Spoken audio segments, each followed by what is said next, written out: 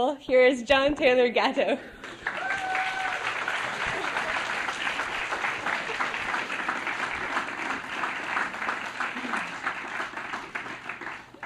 You'll probably notice before very long that I'm working from a script. I want you to know that I could throw this script away, bar those doors, and I could speak to you all night long.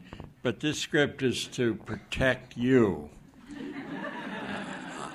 When I originally spoke with Sarah, it was my intention to come up here and make a presentation from the book that I'm completing now called Weapons of Mass Instruction. But somehow or other, I forgot that we had made that arrangement. And so you're going to get a different presentation, but I'll give you a sample of what I mean by weapons of mass instruction. Those are very, very precise tools buried into the structure of schooling that prevent the development of imagination in particular, intellect, initiative. I know that sounds conspiratorial. It's not intended to be, and I'd like to justify temporarily the people who gave us this form of instruction of the young, without any exception at all from the intellectual community. The idea of education itself for the last 500 years has been worse than sneered at by major intellectuals. They simply claim that it's impossible, that it can't take place. And I'd like to just briefly walk you through a few of those, even though that was not my intention when I sat down up here. But I think that rather than just being some raving lunatic from Pittsburgh, Pennsylvania, I'll show you what the hidden foundation of my own research has been. In the 16th century, a major theological figure, John Calvin, whose influence still is all over Canada and the United States and most of the world, wrote an enormous book called Institutes of the Christian Religions, 4 really large volumes. And since Calvin was a first-class legal mind, not initially a theologian, it's written with this tremendous intellectual rigor. In it, Calvin says that you've heard the idea of predestination, but here are some of its implications. Calvin says that since the unfolding of human society and human life was known before the possibility existed, that most of the people born and who live on this planet are doomed, and there's no possible way for them to redeem themselves. They're doomed to eternal torment. Now, notice that the original Christian idea, which we would call the Catholic idea today, is sin and redemption. But at the core of Calvinist predestination, which had an immense influence, certainly on this part of the world, perhaps the most important influence was this idea. The vast mass of the population could not be redeemed whatever they did. Notice what that does to the idea of education. And suspiciously, I think, where we get the very first forced schooling laws is straight out of the Calvinist community. They couldn't actually make those laws work, but they passed the laws and tried to make them work. But they had no intention of accepting the idea that some child of the damned himself or herself damned could be redeemed. Now, I know that you're all modern Canadians, and you say, well, we don't think that way anymore. Okay. In 1670, perhaps one of the 3 or 4 most potent philosophers in modern history, Benedict Spinoza. I know that he's carried in the library as Baruch Spinoza. He never signed his name Baruch Spinoza, but always Benedict. But Benedict Spinoza, known in the university community as a liberal thinker, actually said that almost every, notice the connection I'm about to show you between him and Calvin, although Spinoza was rabidly anti-religious. Spinoza said that the vast majority of the human race is permanently irrational and dangerous. And that the only way, 1670 is the book, it's Tractatus Religico Politicus. That's the name of the book, and I'll bet you it'll be in the public library system of Ottawa, and certainly in the university system. In Tractatus, Spinoza said to the reigning heads of European governments, and he was intensely read by the founders of the United States, he said that because of this permanent disability of irrationality, some way had to be found to bind the common population, fill its head with illusions, destroy its ability to imagine, which is what really made it dangerous. In other words, he created the clear idea and purpose for institutional public schooling. If you ever read Thomas Jefferson, who's a wonderful American figure, Jefferson said that schooling would be a mere civil religion. So I knew he had read Spinoza, because civil religion is what Spinoza intended to create to replace inspirational religion. Civil religion. School would be a civil religion, and Jefferson said school has only 5 justifications. To teach people their rights is first and foremost, and to teach them how to defend their rights is an essential reciprocal of that, because if you know your rights and don't know how to defend them, they're simply an abstraction. Then he said it would be justified if it taught useful knowledge, such as building a house, building a boat, making clothing, growing food, etc., etc. If it taught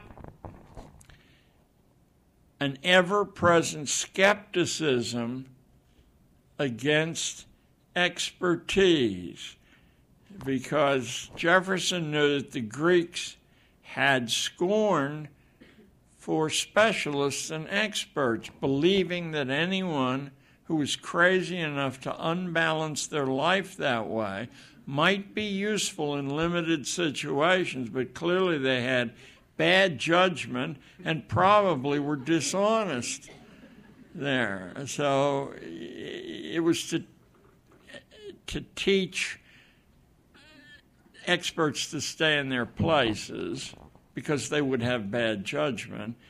And finally, it was to know the ways of the human heart so well that you could neither be cheated nor fooled. And Jefferson said, if schools don't teach those 5 things, they're a mere civil religion, plugging into Spinoza's fervent hope for schooling, that it would replace religion. So now I've taken you from Calvin, intensely God-soaked, to Spinoza, so purely atheistic that he was pitched out of his synagogue and they said, don't come back. But I can go a little bit farther than that, and I really should. The major intellectual thinker who ended the romantic idea that ordinary people could be educated was Charles Darwin. Now, I understand that everyone sitting here believes that they have a pretty fair idea of what Darwin had on his mind, but I urge you to read a book published in North America in 1871 called Descent of Man. I know you're all familiar with Origin of Species, which is 1859, but his really potent book came out in 1871, in which Darwin said that evolution wasn't occupying all the creatures on Earth, but only a small fraction of them were evolving, and everybody else was just dead weight, was evolutionarily retarded. And now get ready for the big breakthrough that electrified management circles all over North America and the European world and as far away as Japan. Darwin said that if the evolutionarily retarded, who are about 19 people out of 20, intermarried with the good stuff, evolution would march backwards into the swirling mists of the dawnless past. In other words, if you were a responsible person of some social clout, it was your job to keep the bad stuff away from the good stuff, and the bad stuff outnumbered the good stuff 19-1. Here, Calvin's idea and Spinoza's idea suddenly got scientific justification. And the idea that you would cloud the minds of the evolutionarily retarded through an institution of mass schooling had real ethical and moral justification. You were simply enhancing the forward march of evolution. You won't have learned this. I don't mean this in any way as a criticism of the University of Ottawa, but you will not have learned this in any class at the University of Ottawa from 1890 until through the 1920s, through the 1930s actually. At major universities, there were classes that taught a seminar elite, handpicked by the professor, how to take charge of evolution and guide it efficiently. In the United States, and perhaps in Canada too, the movement was called Bionomics. About 6 years ago, I got an invitation from the Libertarian Cato Institute to make a talk in San Francisco at the Mark Hopkins Hotel at the sixth annual Bionomics Conference. To say that the hair stood up on my head. But, anyway, so what Bionomics was about was keeping the bad stuff from getting in the way of the good stuff. And the first president of Stanford University, David Starr Jordan, was the star bionomical expert of the world, and he selected Elwood P. Cubberley, his star pupil in bionomics, to be the first dean of education at Stanford University. And if you pick up a copy of a very, very scholarly textbook, not conspiracy data, but that's used in graduate schools of education, David Tyack is the author. It's called Managers of Virtue, about the founders of forced schooling. And Canada, your big name is Edgerton Ryerson, who was a good friend of Horace Mann down in the States. But in both places, the principal figures were bionomically trained, so that the massive data is really overwhelming. It's simply that none of it, all of it is accessible, but how could it be accessible unless you knew that this was a driving theme in modern Western life, but particularly in the United States and Canada, because we had more energy than the rest of the world. I certainly, you see, I don't have any trouble ad-libbing. This has nothing to do with the... No, it does, because some of the things I'll say in the talk, you might wander out here and say, what is he, nuts? There. I just want to give you one more name. Psychology, which is certainly one of the major profit pictures in the whole university world these days, was a minor branch of philosophy until the laboratories of a fellow named Wilhelm Wundt at the University of Leipzig got up and running in the slightly after the middle of the 19th century, and sons of the wealthy from all over the world, but particularly from the United States and Canada, went to Germany to study at the University of Berlin, and particularly to study under Wilhelm Wundt a bit at Leipzig. And Wundt taught that everybody was, in fact, a flesh and blood machine, but that most of those machines were defective and could not be corrected. They could be adjusted temporarily. That's where the word adjustment comes from. But they would always go out of adjustment again and again. So ways had to be found, social technological ways found, to keep the bad machinery from messing up the good machinery. These are the major things, and there's lots more. There's no one, in fact, who stands counter to this.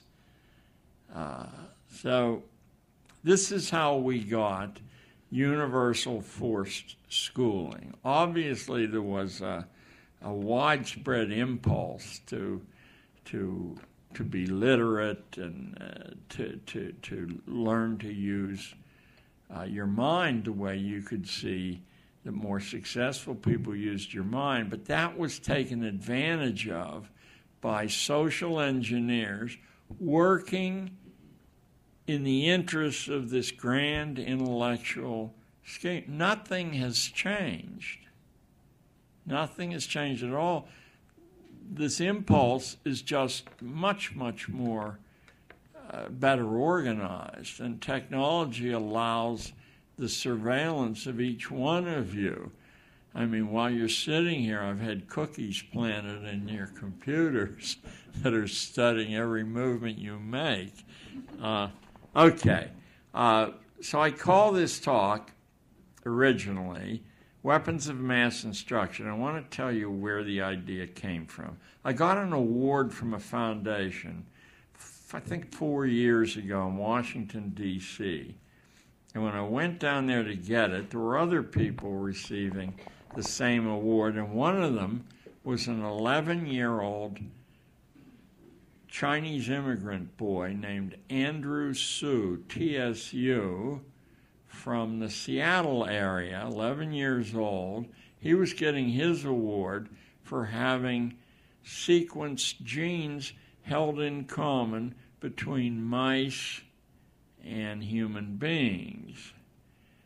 So I looked down at Andrew. He just was a little slip of a guy, and I said, how did you get interested in sequencing mouse genes, Andrew? Now, you would think that he was the son of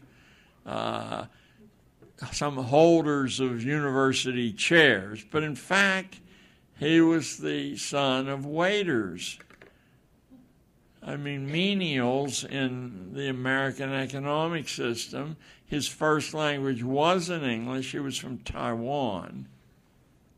And he had won the Washington State Science Fair, not the school science fair, the Washington State Science Fair with his gene sequencing. So we were getting, and I said, okay, so how come you weren't playing baseball? And he said, my grandfather told me a story when I was little. Mind you, just an 11-year-old kid saying this to me. But you're about to hear about 4-year-old kids in a few minutes. But this 11-year-old kid said, when I was little, my grandfather taught me how to train fleas. Now, oddly enough, I knew a lot about trained fleas. I mean, when I came to New York City from Pittsburgh back in the early 1950s, there actually was a flea circus on 42nd Street and Broadway. You had to get down 2 stories under the street. It was called Hubert's Flea Circus. And by God, for a quarter, Hubert would stick his arm out and feed the fleas first. And then they would swing on trapezes. They would draw little chariots. They would fence with swords. It was just uncanny. So I had a brief affection for trained fleas, and I discovered that in all the great courts of Asia, and some of them in Europe, you weren't anybody unless you had trained fleas. So what did Andrew teach me about trained fleas that I didn't know? He said, you can't train fleas until you break their will. Okay? How do you break a flea's will, Andrew? He said, if you fill a Petri dish, one of those little shallow dishes used in chemistry and biology and things, if you fill a Petri dish with fleas, they will instantly jump out and head off in every direction because they have an agenda of their own. He said, but to eliminate their personal agendas, you put a lid on the Petri dish and you go away for 2 hours. When you come back, they've hurt themselves so badly leaping to get out of the dish and never being able to budge that lid an inch, that when you take the lid off, picture this in your head, because this is life-changing. Not one of the fleas will try to get out of the dish. He said, now they're in a state where they can be trained. Instantly upon him finishing that sentence, I knew what I had been hired to do for 30 years. I was the lid on that dish. And as long as I and my colleagues could frustrate the personal agendas often enough, very few of them, if any, would survive. And they then could be conditioned to the purposes of, let's say, management. Let's call it management. So I saw that one of the prime weapons of mass instruction was this ability to frustrate in individual initiative. Then, this is almost the equivalent of that story. A couple of months after that, I got a letter from the publishers of a horse magazine in Frankfort, Kentucky, called the Equine Mental Health Journal. Now, I thought I had heard everything, but I didn't know it was a journal of horses' mental health. And they had marked an article that they thought I might find interesting. So I read the article. It was about the destructive psychological effects on a horse of being kept in a stall and then only having like a small outdoor area to run in and never enough room to run with a herd of horses. And when I looked at the list of characteristics that these horses put off, that they balked at learning, that they couldn't project a stable personality, and so the whole list I could match with effects that I had seen over and over again in the classroom, and I just attributed to bad biology or bad sociology. So that restricting the space in which a person learns about themselves and about the world, and then keeping the horse, as they said, away from the wisdom of the herd, produces this set of pathologies that you could use if you wished to exclude these horses from any serious competition. So I realized that this was another weapon of mass instruction. And then I began, once that line of reasoning was alive in my mind, I wrote The 7-Lesson School Teacher in Dumbing Us Down, which is a book Sarah said. And that was 12 years ago, and I've now amassed, without straining at all, a large number of weapons of mass instruction, so large and so persistent that they could not happen by accident. They could happen by accident, but they would be self-correcting as people saw the bad effects they produced. And that triggered an intense interest in finding out where this school institution had come from, why it took the shape it took, how it has managed to persist in the face of periodic waves of disgust and public criticism, and always to grow larger, more expensive, and more time-consuming of the limited period available to youth there. So I'm going to stop there now because I'm not going to make this presentation about weapons of mass instruction. But you will find in, this is called A Letter to My Granddaughter. My granddaughter's 16. She just went to Dartmouth to interview.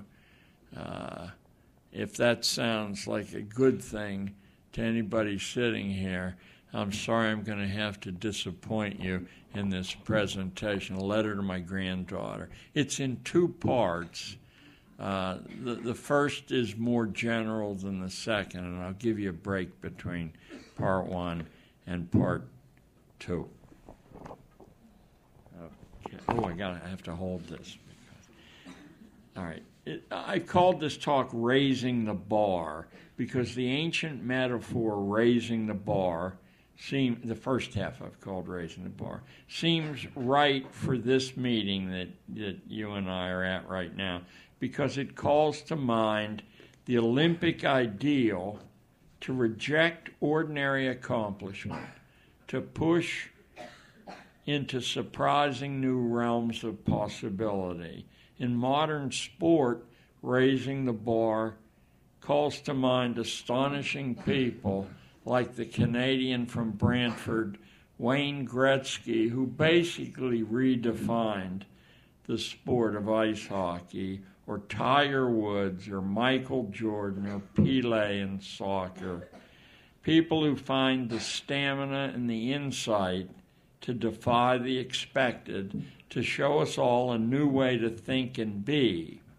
That's the goal of breaking out of any mental prison, such as the one forced schooling has become. But for managers of the latest mania in school reform, raising the bar means returning institutional schooling to its roots in Prussian life. That's where the world's first successful institutional schooling scheme came to life, and people came from all over the planet to study it in Prussia. So the modern calls for reform that ask for longer school days, longer school years, more intensification of testing, more rigid rankings, bigger chunks of undigested material to memorize, more homework, less toleration of free will choice, less attention to those pursuits which enlarge the terrain of the inner life, art, music, drama, philosophy, history, theology, and the like. Less of those and more attention to subjects as disguises hiding their real intent, to drill in unbending rules and infinite subordinations. The Prussian idea of raising the bar is just the opposite of the Olympic one. In Prussia, the goal was to transform human beings into machinery. Such a goal arises from the most bleak outlook on human possibility. It's the product of fear, not strength. It's the child of unwholesome pessimism about human nature, such as Charles Darwin's. In the United States, recent demands from powerful interest groups to tighten the school screws stem, I think, from our national humiliation and confusion at America's loss of power, its widening social class differences, its declining prosperity and global prestige. They flow from deterioration of a once proud manufacturing nation into a land of clerks peddling merchandise made in Asia. It comes from the loss of our small farmer, skilled craftsman self-reliance, and its replacement with assembly line people controlled by algorithms. It's connected to a sickness of soul about America's having mutated from a land of the free into a mere map location, one managed by spin doctors, not leaders. The Prussian idea of raising the school bar by doing more of the same, even more efficiently, is part of the same disease which has crippled American national inventiveness. At the end of World War II, 90% of all the patents applied for on planet Earth were applied for by American citizens. And since the end of World War II and the rise of big box schooling, that 90% is down into the low 30s and continuing to decline with no hope or prayer of that decline being stemmed. The Prussian vision is always about well-regulated lives, beginning in early childhood. Well-regulated lives are always cowardly lives, lives which constantly await orders. Courageous lives require an active imagination and well-developed inner lights. But our modern form of schooling is dedicated, as I told you a minute ago, to the deliberate destruction of imagination, following the rationale laid down by the influential Dutch philosopher Spinoza long ago. In the late 17th century, Spinoza advised Western leaders to use a scheme of universal forced schooling that existed at that time nowhere in the world to destroy the imagination of ordinary people, because that would make them more manageable, less dangerous. And nation after nation followed this counsel until it became universal in the early 20th century. If you want to become a mechanism, and a lot of people do, Prussian schooling is for you. But if you don't, and you want to work toward the Olympic ideal, the biggest roadblock in your path is certain to be yourself and the lifelong conditioning you've been subjected to about what schooling should be and do. For instance, genuine school reform cannot be about raising standardized test scores or ratcheting up the daily attendance number, not even a little bit. In a while, I'll get deeply into why not, but take that as an announcement of the topic idea. It's necessary for all of us to admit that such numbers are irrelevant for any sane, any wholesome, or any productive purpose. Even worse, they're actively pernicious. Tests, as the gatekeeper of responsibility, destroy national wealth by conferring responsibility on the wrong people. Data generated by these idiotic investments of energy and money has no useful function. It cannot predict anything, and after a century of expensive trying, it's time to be honest enough, if you're a school administrator, to admit this.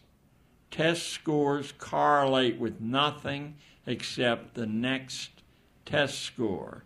But you can, of course, rig the game to prevent people who haven't been obedient enough to achieve the test score from having opportunity, and that, of course, has been done. Testing, and let me prove that to you in a short time. Just as in the next 90 seconds, I could teach you to take a $100 bill or a 100 loonie bill, go to a local hardware store, and build the identical bomb that took the London subway out from common ingredients available in every hardware store in Ottawa or in Canada. Just as I could do that, I think if you follow this closely, you'll see how disutilitarian test scores really are. I can't believe there's anybody sitting in this room who has ever asked any of their friends or made the decision about who to associate with by finding out their test scores or their grade point average. No one in this room who's married used that as a key determinant. When you go to a barber or hire someone to mow your lawn or somebody to take out your appendix, you don't get that information because on some very fundamental level, you know it's worthless, that it could not be used to make the decision in any sensible fashion. Nobody uses that information.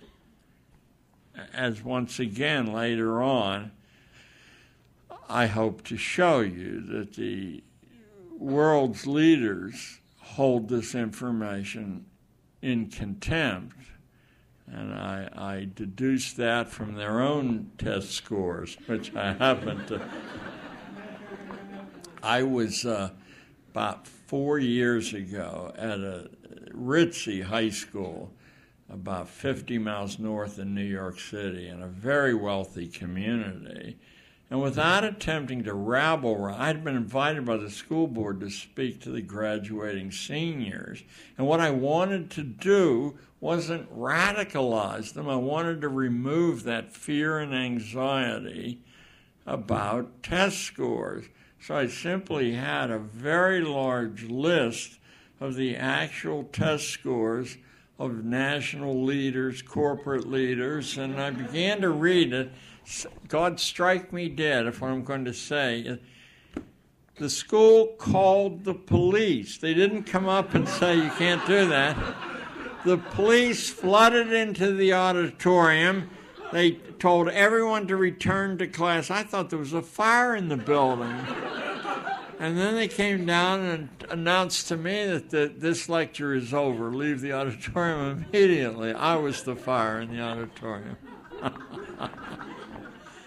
And all I had said was innocent stuff like, let's take grade point averages, that the current president of the United States, the incumbent, was a C student in high school and college. But in the last election, he beat somebody who flunked out of his first college and was a CD student in his second one, Al Gore. And in his first victory, he beat another C student who he was 1 point superior to. John F. Kennedy was a C student in high school and a C student in college.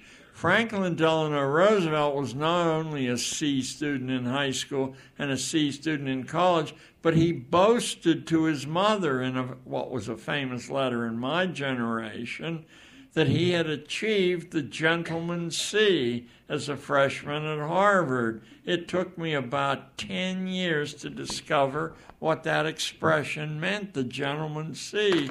And when I finally found out what it meant from a credible source, I knew instantly it was right. To achieve a score higher than a C means that you're some kind of a fool who wasted all his time, copying notes off a board and doing what the teacher said. But the C announces that you're not a boat rocker, but you actually may have a fighting chance to have learned something somewhere else. Bill Bradley, who was a 3-time senator from the state of New Jersey and a famous basketball player, prior to that had a 485 on the language part of his SATs, his college standardized tests. He had a 485. Paul Wellstone, who was a legendary senator from Minnesota, I think, or Wisconsin, one of those two states, achieved what amounts to a 50 on his standardized test scores. In a while, I'm going to give you a list that I hope that you'll think about when you go home, a large list of movers and shakers in your own life who never wasted a day in college. Some of them wasted a couple of courses and basically said, this is a waste of time. Life's too short to do this. And I know and I'm not being sarcastic, I know the University of Ottawa is an exception because it has Sarah Lawrence and stuff there. Anyway, let me get back to, see, you don't want me to ad-lib. So the first test is examine your personal history. And rest assured that as you eliminate this data to make serious decisions, so does anybody else whose head's screwed on correctly. Testing is an illusion which helps justify the enormous jobs project of forced schooling. And that, in essence, is what it is, both on the lower school level and on the collegiate level. It's by and large a jobs project. There are minor exceptions to that. The price of this jobs project is paid in more than money. Testing operates to suppress real talent. It misdirects attention from important things to less important things. It breaks initiative, and most vital of all, it weakens creativity, and we do not have a prayer of competing with India and China and Malaysia, etc., except through the use of creative imagination. There is no way that we will ever regain productive sovereignty. The Financial Times of London for the last 3 years has been pointing this out in increasingly less polite ways, that anything you can hire done here, let's say on an engineering sense, you can buy from India or China for 15 cents on the dollar, and that India and China together are generating about 10 million trained engineers in excess of their domestic needs. Those people will be roaming the world looking for work at 15 cents on the American-Canadian dollar. I mean, I'm not saying that to be alarming. The government of China has hired me 6 times because secretly they too know that the productive engine is not where the game is really played. And as I stood the last time in Guangzhou, it used to be called Canton, in southern China, which is a city of either 12, 15, or 19 million people, depending on which guidebook you pick up, I saw that American imagination, some of a dark imagination, was dominating the city. Let me give you a few examples.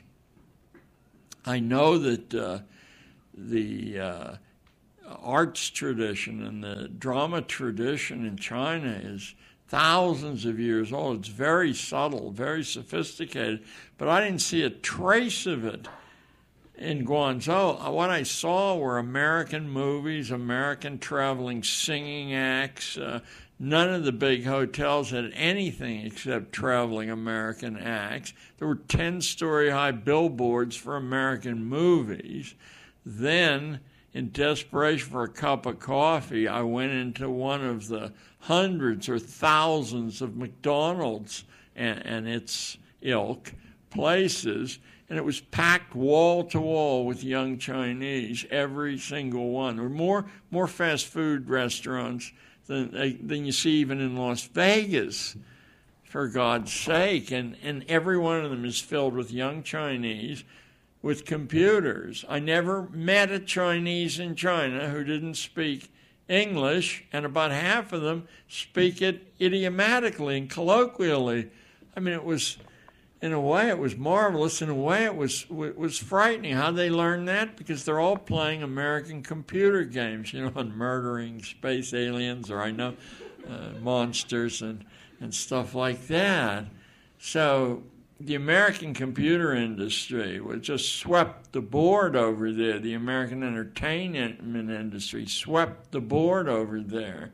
The wonderful tradition. My wife's a graduate of the Culinary Institute. That took every cent I earned and saved in my whole life, or we earned and saved. But this marvelous tradition of balancing colors and textures and using everything that swims or crawls or flies as part, to crunch with your teeth, it had given way to eating this mush. Essentially, McDonald's and the rest of them don't sell a variety of food at all. I know there's a big variety on the menu, but essentially what they sell is very sweet and very salty. You may as well go in and say, give me 3 very sweets and 2 very salties. It doesn't matter what they give you. The texture is like baby food, and it'll either be very sweet or very salty. The colors are primary colors. I mean, you don't have to be a social analyst to figure out that it's a profound return to childhood and its safety. The one advantage they have over the Chinese, really, in quality, is that the toilets work, whereas the Chinese seem to be indifferent to, in China, I mean, to that. I mean, they concentrate on the real things. Well, so testing is an illusion which helps justify the enormous jobs project of forced schooling. And we're paying the price in the destruction of our creativity. And my primary piece of evidence, there's lots more, is the steep decline in patent applications. The only testing which has any justification at all is performance testing. But for various political reasons, no school on earth would seriously consider using such a thing because it would be certain to embarrass the children of important people and cause a lot of trouble. And raising the bar can't mean beating the drums for college either, because that's a phony goal too. America became wealthy, powerful, and at one time widely admired before the college obsession took over.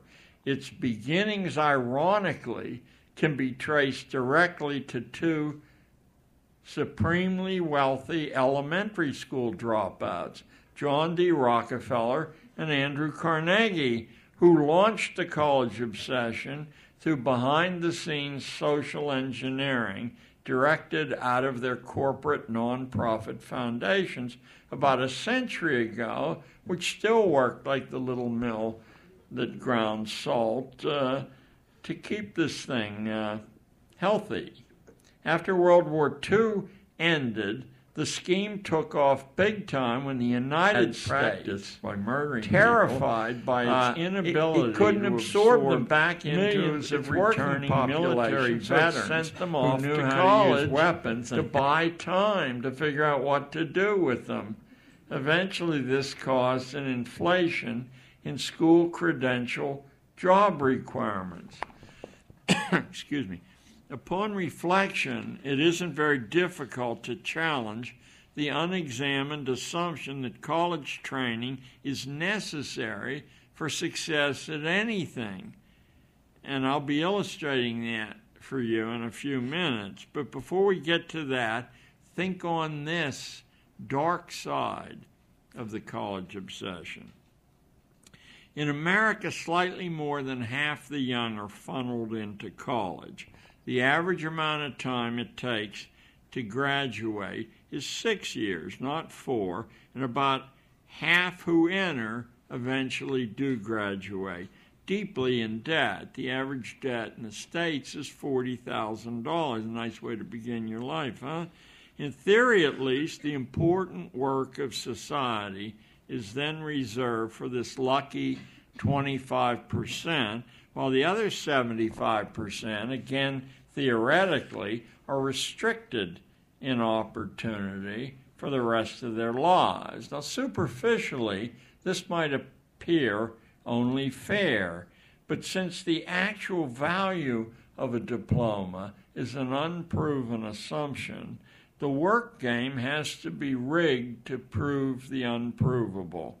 A lot of people are aware of this and made angry by it. Worse, by acting as propagandists for college, lower schools seriously insult and disenfranchise about 75% of the population. Surely that can't be a good thing for national unity or mutual respect, let alone affection. It must lead directly to a class system, just like those of Britain and Germany. It forecloses the fluid egalitarianism of the American founding experiment, the immense competitive advantage that the new nation of the United States had over every other nation came from a weakening of class politics, not the opposite.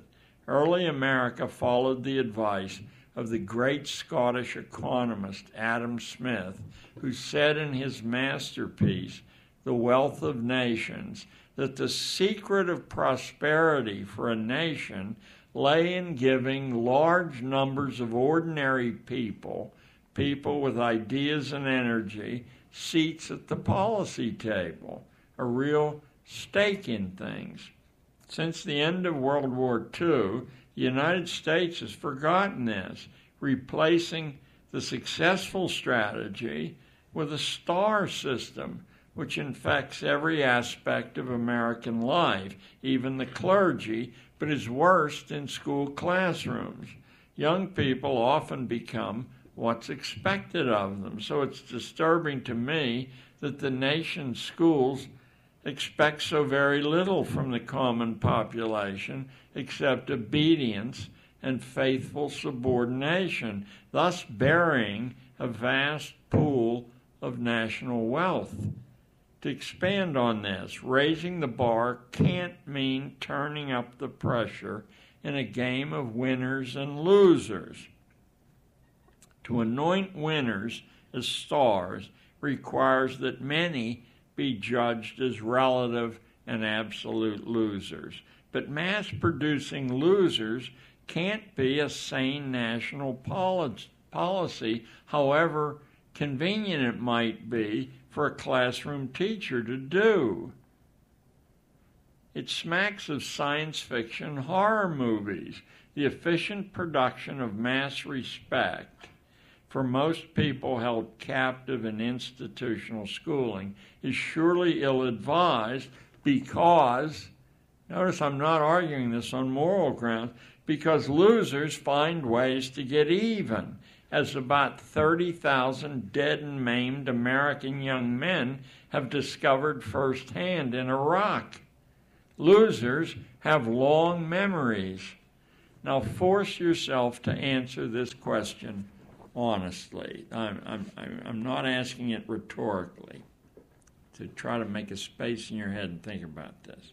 What exactly does dividing the student population into winners, mediocrities, and losers have to do with learning anything at all, except, of course, your place in the social machine? To raise the bar, you have to teach something useful. How to build a house or a boat, grow food, make clothing, entertain yourself, educate yourself, make yourself healthy, win friends, give and receive affection, acquire operating principles, both ethical and practical ones. What is the connection between most of the business of schooling and this degree of practical utility? I'm not saying that none of this is present at all, only that it can't be right to command somebody else's learning time by force of law and then not satisfy that captive that he or she is actually learning something useful. If you can't do that, you must let them go elsewhere. The weaker economic classes and all minority classes expect to be tortured with disrespect in American schools, and we don't disappoint them. When I wrote that, I thought immediately of a wonderful scene in Graham Greene's book, Our Man in Havana. And if you've seen the movie, you will have seen this brought to life. The police captain looks shocked and hurt, and he says, "You have hurt my feelings." He said, "We are not monsters. We only torture people who expect to be tortured." Is a marvelous insight. We have created this expectation among a huge fraction of the population from different places that doesn't have much money, that the mainstream culture has a right to torture them institutionally. Now, we don't do that down in the States because we're particularly racist. I don't think we are. But oddly enough, schooling can't work unless its human units are standardized. And standardization does not mean the same thing as high standards. It almost always means elimination of any possibility for high standards, because only things that can be described in numbers, quantified, allow standardization. And the very lesson of raising the bar, think of Wayne Gretzky and company, means that the ordinary way, the familiar way, is almost never the best way. That's why these people periodically emerge and surprise us. They've actually looked at the way everyone else does it. It isn't some gift from a divine authority, I don't think. Americans don't tolerate differences very well. We attempt to systematize everything, but in its nature, real learning is not systematic. It's always custom cut. It's always personalized. And yet the very name school tells you what the real intent of the institution is. Think of schools of fish, and you'll understand perfectly. One fin moves, they all move at the same time. How do they learn that? So the first thing you have to do for your schools and for yourself, you have to de-school your schools. You have to desystematize them. And if you can't do that, you should forget talking about raising the bar or improving things.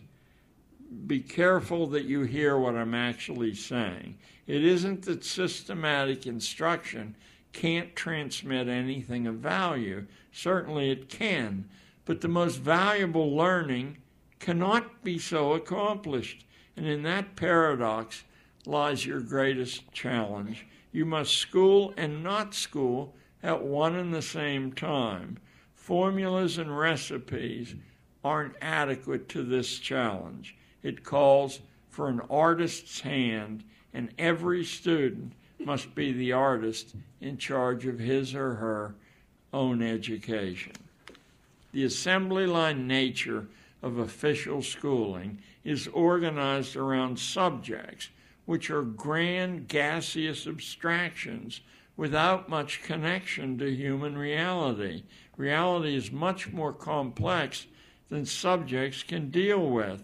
This explains the otherwise bewildering experience that A students in this subject or that often don't do very well when they get out of school. They've become habituated to thinking in subject terms. And the most profoundly radical illustration of that is in the States. I'll bet there's a Canadian analog to this. There's a category called National Merit Scholar, where if you happen to win that honor, you can go to any college in the country and all your expenses and your tuition is paid. Doesn't that sound wonderful? They have the highest single rate of suicide of any discrete group in the American population. Why? Because the minute they're turned loose on the world and nobody's there to tell them what to do and pat them on the head, they stand around waiting. The initiative is gone. The originality is gone. They're looking for somebody to please. And when they can't find the kind of respect that they've been used to, just an alarming number of them, kill themselves. When the young minds are forced into premature specialization through subject training, pathology clouds the ability to see things in bigger context, the ability to balance a variety of perspectives against one another is weakened. In common parlance, we lose the ability to connect the dots for ourselves because in school we're asked almost exclusively to memorize the dots, bits of disconnected information, almost useless outside of intricate contexts. which themselves are seldom offered. You need to raise the bar far enough to put subjects in their place by concentrating on projects of all sorts, solitary projects, small group projects, large group projects. Projects inevitably will involve a mix of traditional disciplines. What matters is the development of habits of analysis, synthesis, judgment, initiative, originality, not those of passive expectation and memory. You need to raise the bar far enough to avoid the temptations of artificially extending childhood far beyond its natural term, which is over somewhere around the age of 7. Now, I know how that must sound to some of you sitting there, but I promise you at least a couple of anecdotes in a while that I think will open your eyes. So to do that, to drop artificially extending childhood, requires in part a strict avoidance of textbooks written by committees and so-called children's literature in general. You need to raise the bar far enough to admit that the quality of education does not in any way depend on spending money. Benjamin Franklin, a major figure in America's late years as a British colony and its early years as a nation, took for himself a superb education, free of any cost.